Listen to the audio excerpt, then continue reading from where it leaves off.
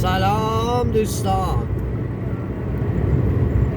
صبح شب یلدا ساعت 8 صبح جاده نمیشه دید، همه جا برف میزنه.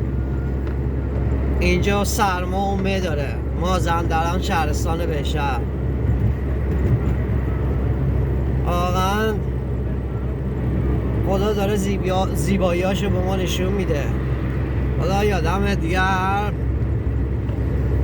خوبه که هستی، خوبه که هستیم، خوبه که هستی. خدایا شکرت. خدایا مواظب همه راننده ها، مواظب همه پدرهای زحمتکش باش. دمت گرم، خیلی دوستت دارم. فدایی داری. ویوره فقط با ویوش میشه حال کرد. ویو مه یعنی چیزی به غیر از مه که نمیتونی ببینی. هر چیزی با های خودشه داره. دمت گرم خدا.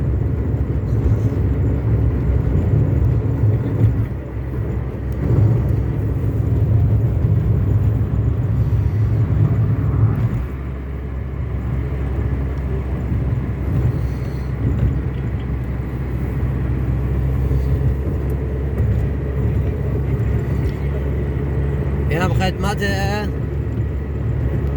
بچه های یوتیوب گرفتم که یه صحنه از مازندران بهشهر ببینم.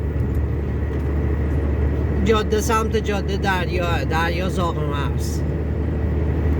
دوستتون دارم. حمایت ها فراموش نشه. فدایی دارین، فدایی. نوکرم.